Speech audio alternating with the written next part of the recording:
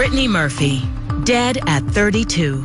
Is she breathing? No! There certainly were signs that Brittany was in trouble, but nobody thought she would die.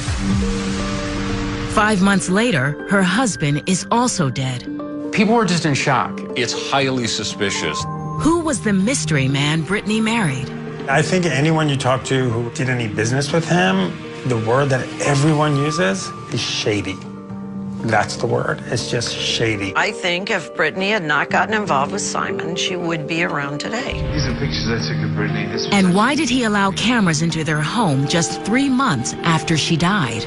He looked disheveled, he was sweaty, he looked sort of out of it. In the wake of the 2 deaths, a firestorm of speculation.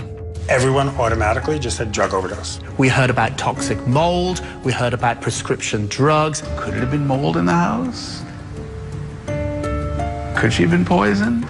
There was a definite murder situation. Tonight, a look at the life and death of Brittany Murphy and the inside story from friends and colleagues who knew the couple. He kept telling me he wanted to kill himself after she died. At one time, Brittany Murphy had it all. Ashton and Brittany were a tabloid couple made in heaven. So how did this Hollywood fairy tale turn into a nightmare? Brittany Murphy's legacy, unfortunately, is not going to be her star power. It's always going to be her tragic, untimely death.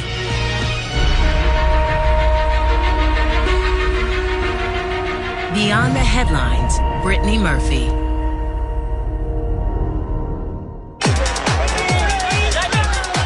Brittany Murphy, a one-time rising star in Hollywood. When Brittany was on film, she lit up a room. A darling of the red carpet. What makes anybody a star is not talent, it's it. And she had it. Her death at the age of 32 is stunning. I couldn't move because it just started to sink into my mind that she was dead. Couldn't understand how, what, why. How did it happen?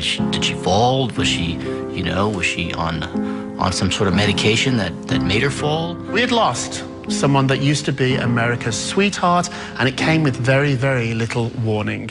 Everyone automatically just said drug overdose. Like, it wasn't even, people didn't even have people telling them it was a drug overdose. Everyone just assumed it. Autopsy results point to several factors. According to the Los Angeles County Coroner's death report, there are 3 different causes listed as her primary cause of death. One was pneumonia, one was iron deficiency anemia, and the other was multiple drug intoxication. The drugs in her system are consistent with over-the-counter and prescription medications.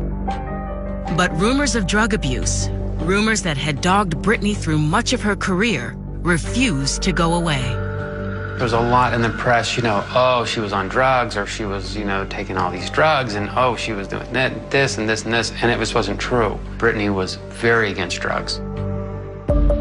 When her husband Simon Monjack dies 5 months later in the same house, the speculation and rumors that followed Brittany's death escalate. After Simon died, the celebrity community exploded in conspiracy theories. It was surreal and sad enough when Brittany died, but then just months later, Simon died in the same house. It just got spooky. It just got really weird, really twisted. Hollywood wondered, had drug abuse been a factor? Could it have been a freak accident or even foul play? It's highly suspicious that Brittany Murphy and her husband died within months of each other of the exact same cause. Some of the questions surround Monjack, who married the twice-engaged actress 2.5 years earlier. They seemed an unlikely couple, and their marriage surprised many. Simon was a British fella. They met in Hollywood. They fell in love, and it was very mysterious. Nobody really got to the bottom of that relationship. Why did she marry Simon? I think she loved him, for sure. And he was totally devoted to her. There was no question about that. He was totally emotionally lost when she died and just couldn't handle it emotionally. In January 2010, just a month after Brittany died, He appears alongside her mother Sharon on NBC's Today Show. He blames Hollywood for his wife's downfall. Hollywood is a village, and once you upset the villagers, they talk, and they gossip, and they rumor, and they have blood on their hands, and I hope they wash them with very hot water, because the way they treated Brittany Murphy when she was alive was terrible. But what's more important now is her legacy, is the legacy of a young woman who dreamed of changing the world. Welcome you to my house. But your thumb here. And Then 2 months later, Monjack invites Radar Online's cameras into the home he and Brittany shared, and the unshaven and disheveled widower gives a tour. a couple of thousand pieces in all. We have, what do we have? Matthew Williamson dresses, but there's just so much of it. Simon gave a very bizarre tour of the house. Here is where the money's made. People never really understood why he did that. This is the camera system. It's actually 56 cameras that cover the house, inside the house, outside the house. He looked disheveled, he was sweaty, he looked sort of out of it. Nobody understood why he was doing this. Yeah, these are pictures I took of Brittany. This was actually the picture that we used as at the funeral,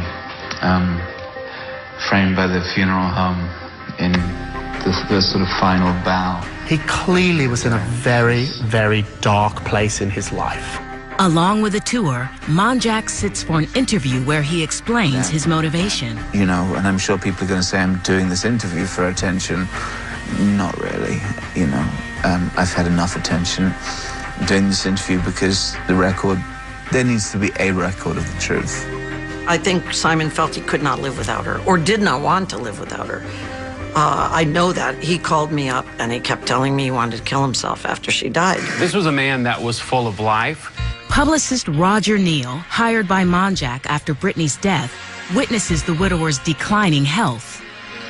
The last time I saw him, we were meeting, and, you know, he'd be talking to me, and all of a sudden he would just drift off he was sleeping.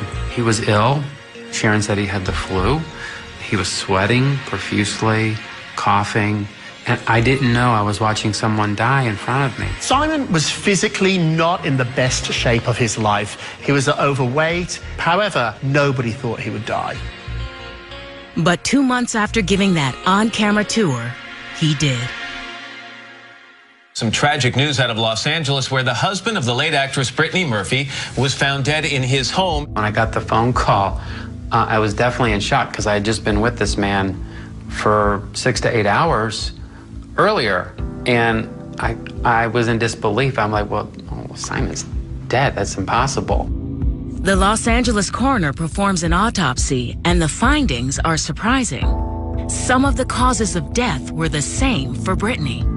According to the LA County Health Department, the cause of death for Simon was two things: an acute pneumonia and a iron deficiency anemia, very similar to his wife. Monjack is found by Brittany's mother, Sharon, who lived with the couple in Brittany's Hollywood Hills home. It's hard to comprehend losing a daughter and a son-in-law so quickly, so fast, so unexpectedly. So she's obviously devastated. She loved him like a son. He loved her like a mother. She's distraught, but she's strong at the same time. Sharon was just starting to get to the place where she could properly mourn when Simon passed. She was reliving her nightmare all over again. She just said to me, I feel like the Band-Aid's just been ripped off and I'm not even healed yet. She goes, I can't take it. She was just beside herself. I know her mother is probably still struggling. She has to be.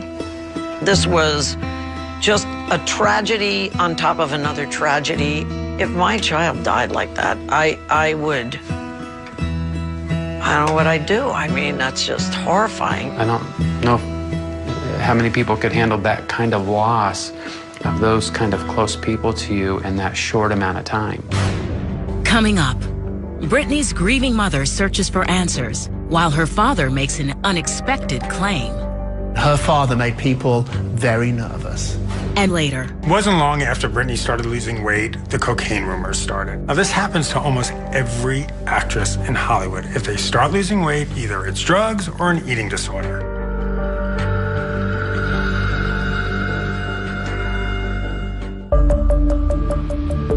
the sudden death of actress Brittany Murphy, followed by that of her husband 5 months later, stuns the entertainment community.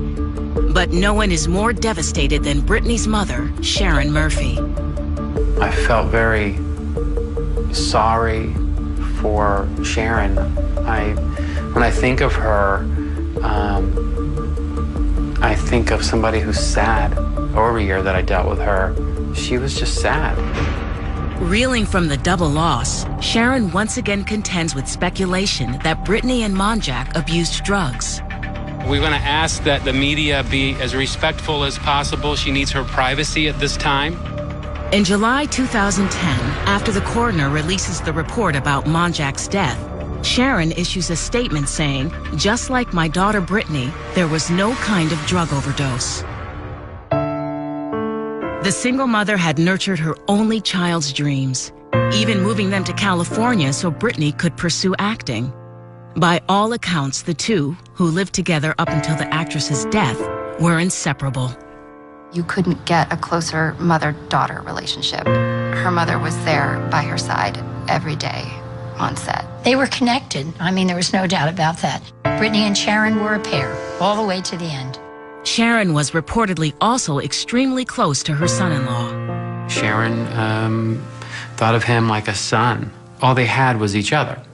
So, you know, you learn to lean on the person who's the man of the house, and he became the man of the house. Initially, Sharon Murphy dismisses any connection between the deaths of Brittany and Monjack. When rumors emerge alleging toxic mold killed the actress, Sharon calls them baseless. But she later files a lawsuit that suggests she has changed her mind. Sometimes people who are overcome with emotion and grief express that in the legal system. An earlier claim brought against the builders of the Hollywood Hills home for construction defects was filed before Brittany died and was ultimately settled.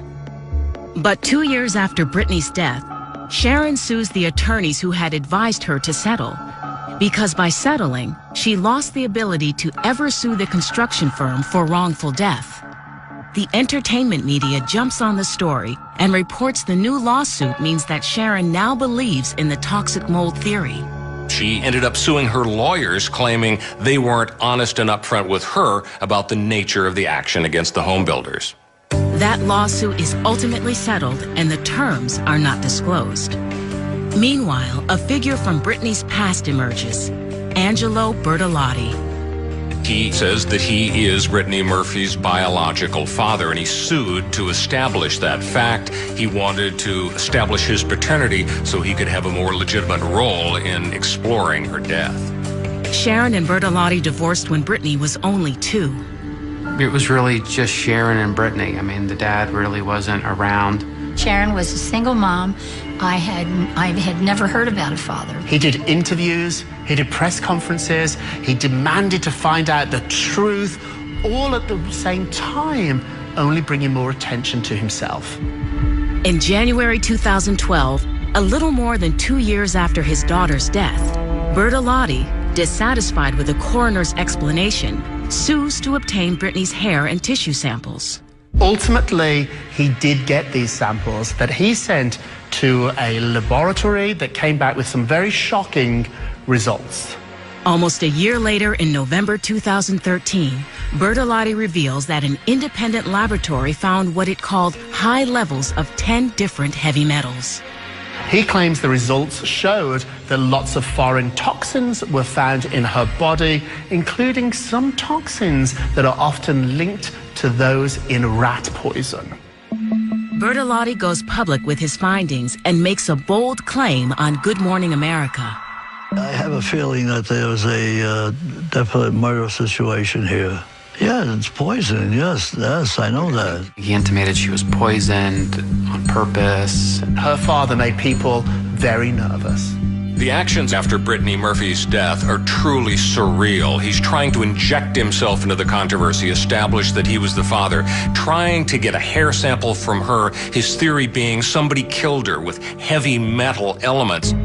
Several forensic scientists counter that the substances likely stem from hair dye. The Los Angeles coroner declines to reopen her case. The coroner put a statement out saying that they stand by their findings. Brittany's mother also disagrees with Bertolotti. In a letter to The Hollywood Reporter, she writes in part, Angelo has shown he only wants to trade on Brittany's life, career, and good reputation, even at the cost of putting a cloud over her memory.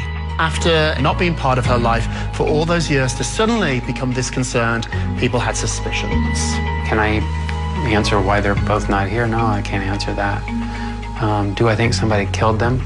Personally, I don't think anybody killed them. Coming up, the role that made her famous and the lengths she took to remain in the spotlight. She went from this, darling brunette, and then the next thing I knew, she was this bleached blonde that I didn't know.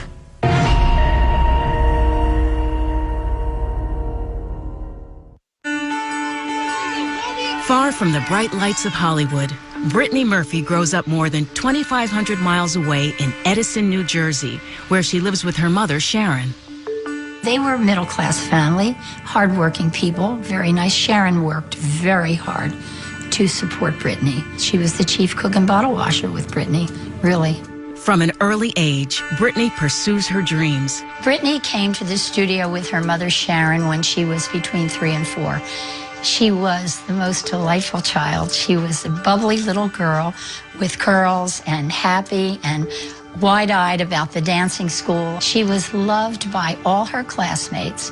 Brittany was friendly and happy and loving. There was no show-off child. Brittany studies singing, acting, and dancing at the studio then owned by Vern Fowler Kreisel. Her mother knew she was a very talented child. Her mother knew that right away. I know she did. She never missed a line. She never missed a word. She knew everything. She was in character at every moment. I didn't know at that point whether she would dance, whether she would sing or act. She could do all three and do them well. While still in school, the ambitious teen lands several national commercials, including this Twix spot. Her mother found some agents in New York. That's how she got started with commercials. Going into the city with her mother, and they grabbed her like crazy. She was busy all the time. Brittany reflects on those early years with the Today Show's Matt Lauer. What are the pros and cons about starting acting at such a young age, 12 and a half for you? What's the good part? What's the bad part? I never saw any cons because I always wanted to entertain. It wasn't specifically, I didn't know I would be a part of this medium. And I feel really blessed in, the route that life has taken me so far. But I loved entertaining people, and the fact that then I was able to do it. I'd been asking, my mom, we lived in New Jersey, to bring me into Manhattan when I found out that there was a place to go where you could be on TV, since I was 7.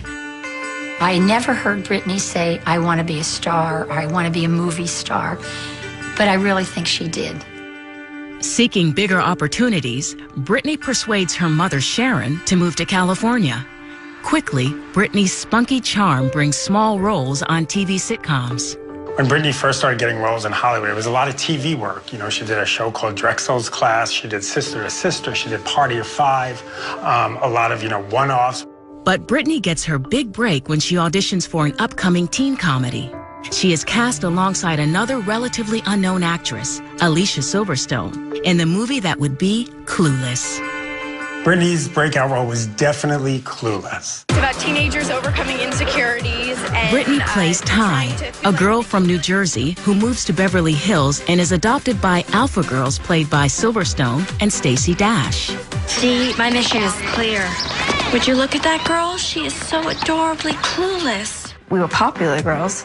We had opinions. We helped Brittany Murphy's character, Ty, because she was the new girl at school and she was lost. So we did a makeover. Brittany on set was very funny, lighthearted. She was just, full of energy. Sometimes you had to think, okay, could you just calm down a minute, just relax. The movie is a critical and financial hit. Brittany's reviews are strong, but it is Silverstone who is the breakout star. I mean, this was a movie that was so huge. Everyone was talking about it. It made globs of money. It instantly established her as a gifted comedienne. She was light, she was funny, she had the ability to be self-mocking, but she also projected a vivid sense of being troubled in a light and funny way. That troubled quality is apparent in her next big role in Girl Interrupted. She plays a patient in a psychiatric hospital opposite on-screen heavyweights Winona Ryder and Angelina Jolie. Her name is Daisy, and she's in the hospital because she was clinically diagnosed as having agoraphobia, and she's addicted to laxatives. She shows up in her next major role, Girl Interrupted, playing someone with an eating disorder. There's that great scene where you see that she's taken all the rotisserie chickens from her dad and pretended to eat them, but actually stowed them under her bed. And this becomes, I think, a chapter in her on-screen persona, this sense of a girl who is perhaps a little too thin, who has issues there. She could access that piece of humanity that is really tortured, and she could do it really well. As it did in Clueless, Brittany's work gets positive reviews, but once again, it is her dynamic co-star whose performance is remembered. When you think Girl Interrupted now, really you think Angelina Jolie because she won an Oscar for the role. So, you know, you sort of forget, oh wow, that's right, Brittany Murphy was in that movie. Ultimately, Brittany finds Hollywood has a limited appetite for the adorable brunette girl next door sidekick. Eager to morph from cute to sexy, and determined to become a Hollywood leading lady, she takes matters into her own hands. Brittany really changed her look. She went from this, you know, darling brunette, and then the next thing I knew, she was this bleached blonde that I didn't know. Not only did she go blonde, but, you know, she went from sort of this chubby, you know, young woman to this really va-va-va-voom sort of ingenue Hollywood starlet. It was another side of Brittany we hadn't seen before. Becoming a woman, becoming confident, but people definitely noticed that she started losing weight. Along with a startling slim down come rumors of drug abuse and eating disorders. It wasn't long after Brittany started losing weight, the cocaine rumors started. Now, this happens to almost every actress in Hollywood. If they start losing weight, either it's drugs or an eating disorder. It just happens, that's what people start suspecting. However, Brittany is unable to shake the rumors, no matter how strongly she denies them. Coming up, Brittany's career continues to rise until a gossip site makes a devastating allegation. Unfortunately, in this town, rumors become fact. And later, Simon was not a Hollywood-looking movie star. He was a British writer who had sort of hooked up with the girl next door, this American sweetheart. Everybody thought this was a very odd couple.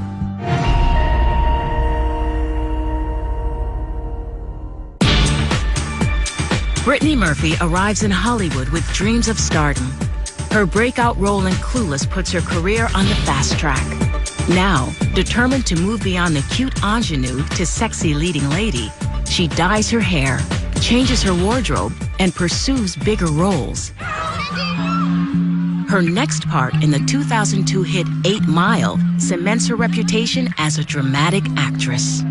8 Mile, I think, is far and away Brittany Murphy's best movie and her best performance. Her performance earns critical praise, but once again, it is her co-star, rapper Eminem, who has people talking. She got a lot of attention, but again, like many of her other projects, it was a supporting role. So when people think 8 Mile, they think Eminem. How was he as an actor? Extraordinary. See the film. Oh my Lord. And do you think he's extraordinary because he's playing a role that's so close to his life? I think he could play any role he wanted to if he decided to. I have a wealth of faith in him as far as his talent is concerned. I find the man is a genius.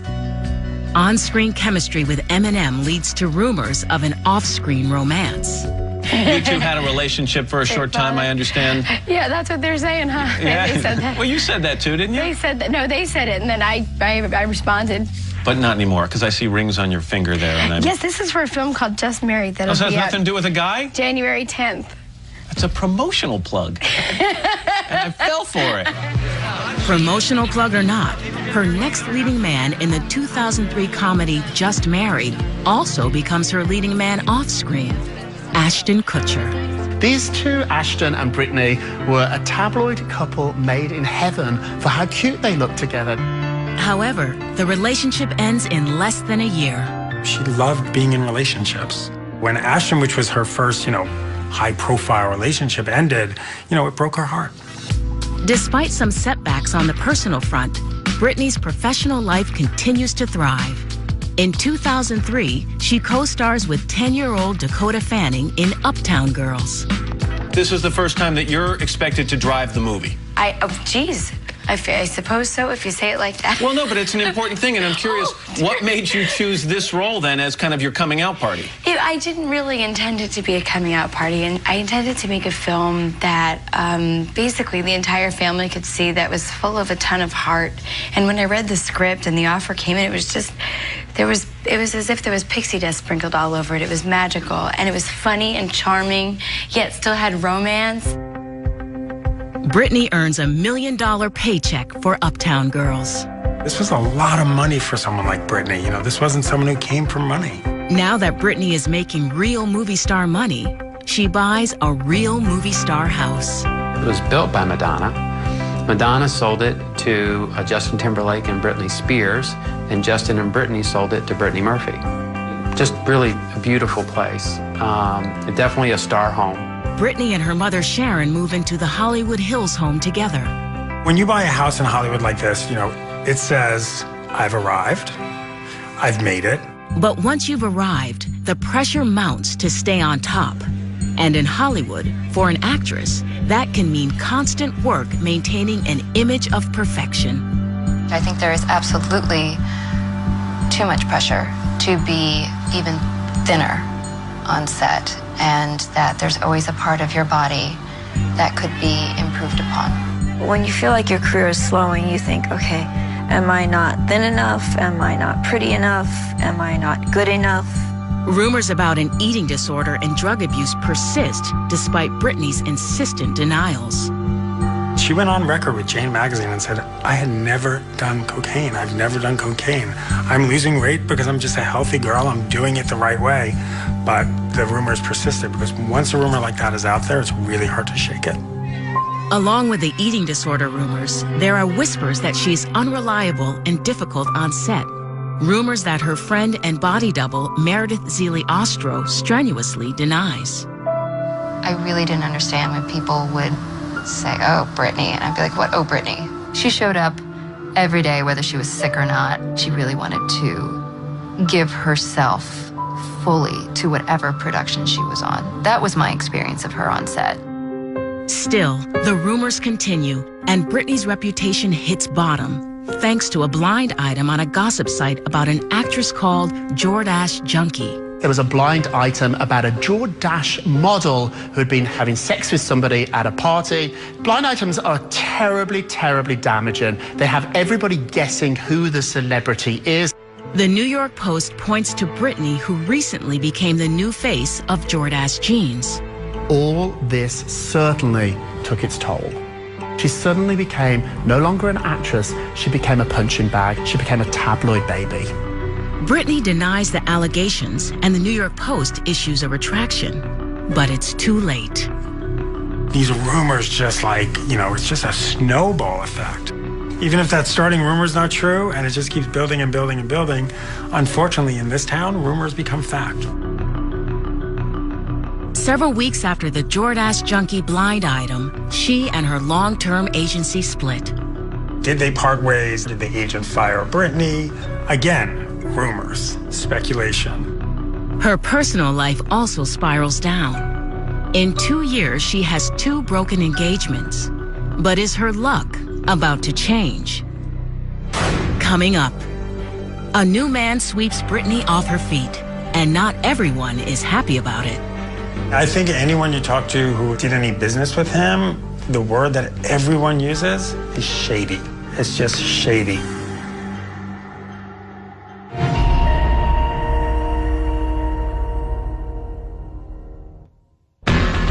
By 2007, Brittany's career is crippled by rumors and gossip. She seeks comfort in the arms of a new man, Simon Monjack, a British citizen known variously as a producer, screenwriter, and photographer. No one really knew who he was. Some accuse Monjack of being a con man, bilking unsuspecting women and running out on unpaid bills, allegations he denied.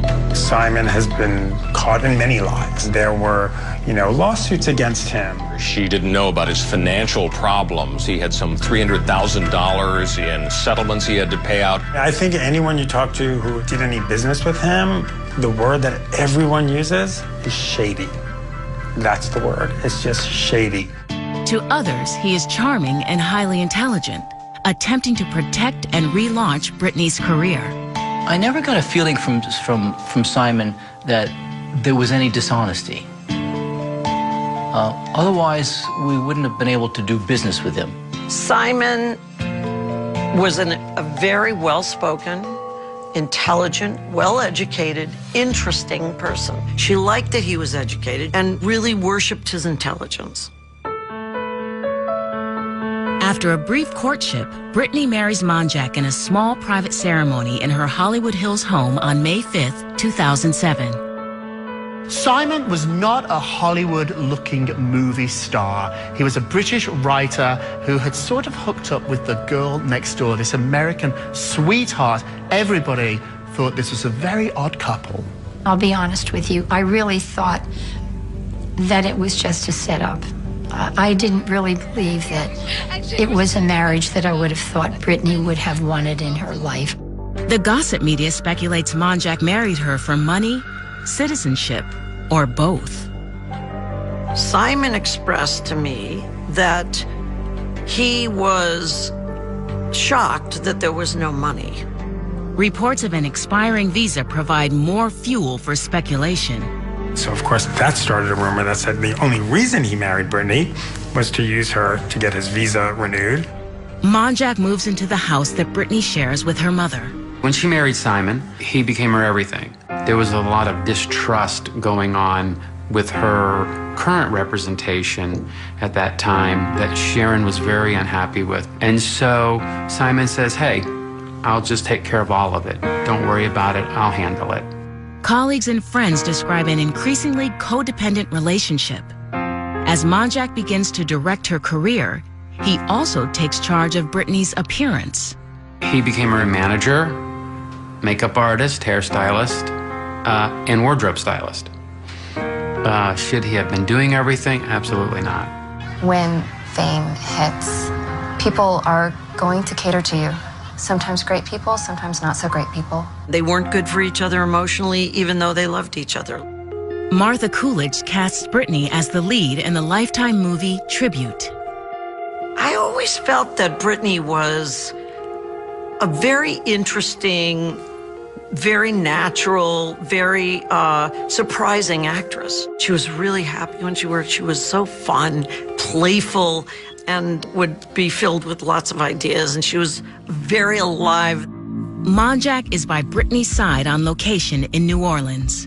What I discovered later is that it was Simon whose health was in question, and she was very worried about him. I think he was on pain medication. According to them, he had had a very bad fall a year earlier, and that had really hurt his back. He'd be sharp, and then another day he'd be in a haze. After the movie wraps and the couple returns to LA, a local pharmacist accuses the couple of doctor shopping. Doctor shopping is not that infrequent in Hollywood. This is when celebrities have different identities and go to doctor after doctor to obtain more prescription drugs. They were ordering medicines and taking a lot of medicines from different doctors. Determined to get her career back on track, Brittany studies ballet at a dance studio. Golden Koschuk helps her prepare for an audition for the lead in Black Swan. She had a perfect body for ballet. She was thin. All her muscle structure was strong. Maybe a little bit too thin, you know, and that's something we talked about with her. Ultimately, Brittany doesn't win the role in Black Swan, a film that would earn Natalie Portman an Oscar. Brittany's career just sort of took a nosedive. She wasn't doing movies like Girl Interrupted. She wasn't doing movies like 8 Mile. In early November 2009, 2.5 years into her marriage, Brittany, her mother, and Monjack fly to Puerto Rico, where she is to star in a low-budget thriller. Those last couple of films, they did it for the money. Sharon told me the conditions were horrible. The toilets didn't work, and the running water was no running water, and inside of the dressing trailer was wet. Simon was sort of handling everything by that time. He's not a manager. After one day on set, the actress and the production part company. There were rumors that it was because Brittany was too difficult to work with, but, you know, then Brittany's side said, no, that's not true. The working conditions were awful. No one really knows the truth, whether she was fired or she walked. Back at home in Los Angeles, chronic anemia and a weakened immune system leave Brittany racked with a serious respiratory infection. Yet she is reluctant to see a doctor. It's possible that anybody, including Brittany, would have thought that going to a doctor is a bad sign or a stigma because you don't want it to get out. If it gets out, is there something wrong with me then? Coming up, a distraught mother makes an anguished 911 call. Is she breathing? No! Okay, so somebody's doing mouth to mouth? Yes!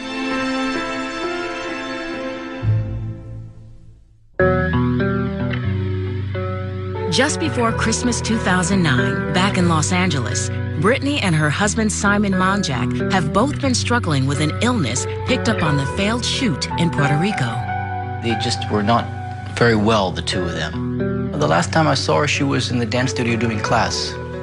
And she was actually quite depressed. And we had to stop classes and rehearsals for what we were working on to calm her down.